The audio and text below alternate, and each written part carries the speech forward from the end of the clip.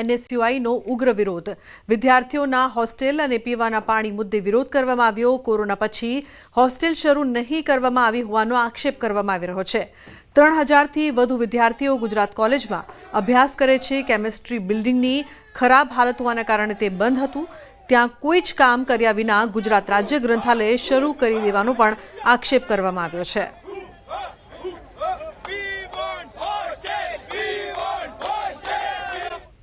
કેળાની ખેતી કરતા ખેડૂતોને રાતા પાણીએ રડવાનો વારો આવ્યો છે.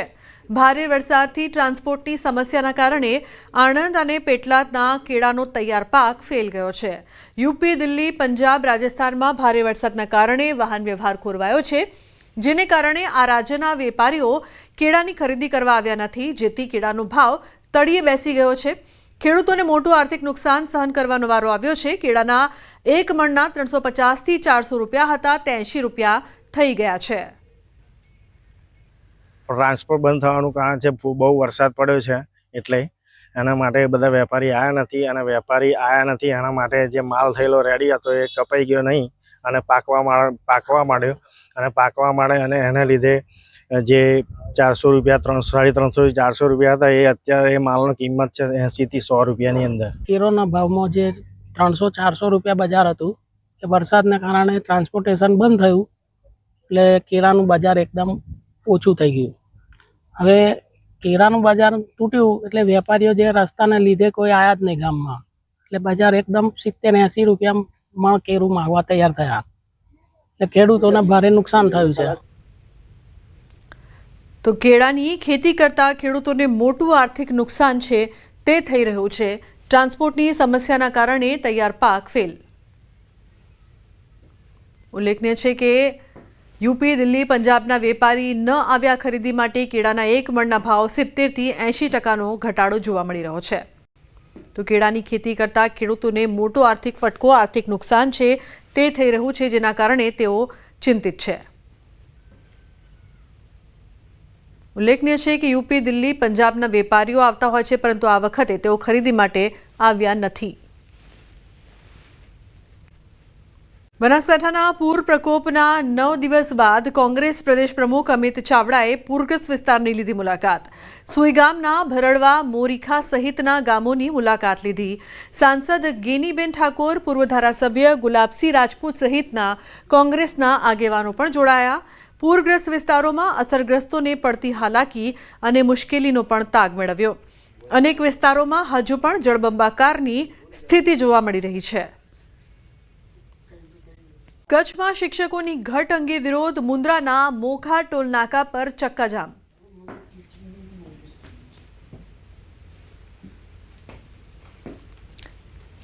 તો આશાપુરા ચેરિટેબલ ટ્રસ્ટ દ્વારા દેખાવ કરવામાં આવ્યા છે. ઉલ્લેખનીય છે કે ચક્કાજામના કારણે વાહનોની કતાર લાગી છે, ટ્રાફિક જામ સર્જાયો છે. તો પોલીસે 50 જેટલા દેખાવકારોની અટકાયત કરી. શિક્ષકોની ઘટ અંગે વિરોધ કરવામાં આવી રહ્યો છે. તો મુન્દ્રાના મોખા ટોલનાકા પર ચક્કાજામ કરવામાં આવ્યો. આશાપુરા ચેરિટેબલ ટ્રસ્ટ દ્વારા આ દેખાવ કરવામાં આવી રહ્યા છે. પોતાની માંગ સાથે આ તમામ લોકો દેખાવ કરી રહ્યા છે. ચક્કાજામના કારણે વાહનોની કતાર લાગી.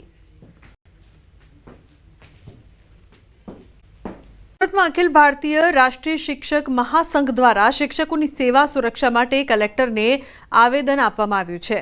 સુપ્રીમ કોર્ટના ચુકાદા અનુસાર તમામ સેવારત શિક્ષકો માટે ટેટ પરીક્ષા ફરજિયાત કરાઈ છે, જેના વિરોધમાં સંગઠન તરફથી માંગણી કરવામાં આવી છે કે 2010 પહેલા સેવા ધરાવતા શિક્ષકો માટે ટેટ ફરજિયાત કરવી તે યોગ્ય નથી. શૈક્ષિક મહાસંઘે આ નિર્ણય પર પુનઃવિચારણા કરવા માંગણી કરી છે, કારણ કે આ ચુકાદાથી 20 લાખ જેટલા શિક્ષકોની રોજગારી અને સુરક્ષા પર જોખમ ઊભું થયું છે. ટેટ પાસ પરીક્ષાવાળા ઉમેદવારોને જ નિયુક્તિ આપી છે, બીજા કોઈ ઉમેદવારોને નિયુક્તિ આપી નથી. પરંતુ અત્યારે હાલ જે પ્રશ્ન ઉપસ્થિત થયો છે એ 2010 પહેલાં જેની ભરતી થઈ હતી, જે પણ ધારાધોરણ, જે પણ લાયકાત પ્રમાણે સરકારે જે તે વખતે ભરતી કરેલી હતી એ વર્દી યથાવત રહેવી જોઈએ, એમને કોઈ પરીક્ષા આપવી ન જોઈએ, એ માટે પ્રધાનમંત્રી શ્રી દરમિયાનગીરી કરે, વિનંતી કરે, એ માટે સમગ્ર ભારતની અંદર અમારા સંગઠન મારફતે પ્રધાનમંત્રીને વિનંતીનો પત્ર કલેક્ટર મારફતે પહોંચાડવા માટે તમામ કલેક્ટર કચેરી આવેદનપત્ર આપવા માટે મિત્રો એકઠા થયા છીએ. ગુજરાતમાં આશા વર્કર બહેનોનો હલ્લાબોલ. ડસક્રોઈ તાલુકાની આશા વર્કર બહેનોની હડતાળ, ફિક્સ વેતન અને કાયમી કરવાની માંગ, સમય મર્યાદા પણ નિર્ધારિત કરવાની માંગ કરવામાં આવી છે. 200થી વધુ બહેનોએ જિલ્લા પંચાયત કચેરી ખાતે આવેદનપત્ર આપ્યું છે. માત્ર 2500 રૂપિયાના પગારમાં કામ કરતી હોવાની ફરિયાદ, આરોગ્યલક્ષી તમામ કામગીરી કરવા છતાં યોગ્ય વેતન ન મળતું હોવાની પણ ફરિયાદ કરવામાં આવી છે. જન્મ મરણની નોંધણી, રસીકરણ સહિતની કામગીરી છતાં યોગ્ય વેતન નહીં. તાલુકા કક્ષાએ આવેદન આપ્યા બાદ નિરાકરણ ન થતાં જિલ્લા કક્ષાએ રજૂઆત કરવામાં આવી છે.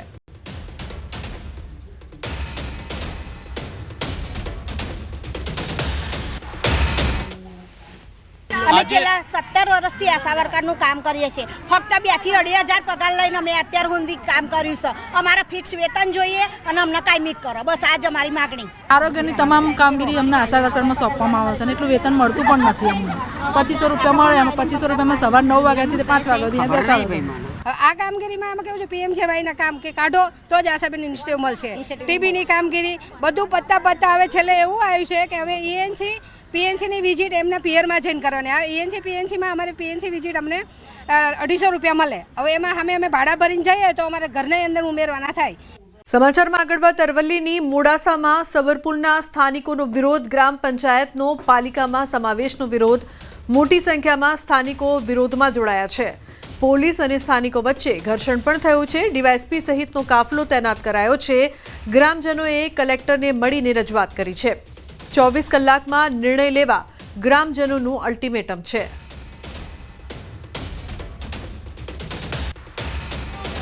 પંચાયતમાં ન ભેળવવા માટે દરેક પ્રજાને આહવાન કર્યું છે. એટલે દરેક દૂર દૂરથી પધાર્યા છે. 3 પંચાયત, સાયરા, ખલીકપુર પંચાયતના દરેક નાગરિકો અમારી પંચાયતમાં મોટી સંખ્યામાં ઉપસ્થિત રહ્યા છે. આજ સુધીની જે ગ્રામ સભાઓ મળી એમાં અમે વિરોધ દર્શાવેલો છે અને મોડાસા નગરપાલિકાના 2003થી અમે વિરોધ 14 કોર્પોરેટરો કાયમ માટે સબલપુર પંચાયત નગરપાલિકામાં ન ભેળવવા વિરોધ દર્શાવેલો જ છે. સંવાદિતાથી આપણે એક સરકારમાં રજૂઆત કરી શકીએ અને એ રીતે આજે પ્રતિનિધિ મંડળ આગળ માનનીય કલેક્ટર સાહેબે આશ્વાસન આપ્યું છે. અને મોડાસા નગરપાલિકામાં 3 ગ્રામ પંચાયતોને ભેટી દેવામાં આવી છે અને ખાસ કરીને સબલપુર ગ્રામ પંચાયતના લોકો દ્વારા તેનો વિરોધ કરવામાં આવી રહ્યો છે. દ્રશ્યો બતાવીશ ખાસ કરીને કે મોટી સંખ્યામાં રેલી સ્વરૂપે તેના દ્વારા વિરોધ કરવામાં આવ્યો છે. અગાઉ પણ વિરોધ કરવામાં આવ્યો હતો, પરંતુ જે વટહુકમ રાજ્ય સરકાર દ્વારા જાહેરનામું પ્રસિદ્ધ કરી અને ભેટી દેવામાં આવી છે ગ્રામ પંચાયતો, તેના કારણે સબલપુર ગ્રામ પંચાયત 22,000ની વસ્તી ધરાવતી સૌથી મોટી ગ્રામ પંચાયત છે. અને આજે તમામ ગામના લોકો છે તે વિરોધ કરી અને પોતાને નગરપાલિકાથી દૂર રાખવા માગે છે અને તેમને જે ગ્રામ પંચાયતને નગરપાલિકામાં શહેરમાં ભેટી દેવામાં આવ્યું છે તેને સામે તેમનો વિરોધ કરવામાં આવી રહ્યો છે. ખાસ કરીને જિલ્લા કલેક્ટરને રાજ્ય સરકારને તેઓ કહી રહ્યા છે કે તેમને મોડાસા નગરપાલિકામાં સમાવેશ નથી થવું અને સાથે તેમને જે હાલ ગ્રામ પંચાયત છે તેમાં તેમને રાખવામાં આવે. હાર્દિક પટેલ, ન્યૂઝ 18 ગુજરાતી, અરવલ્લી.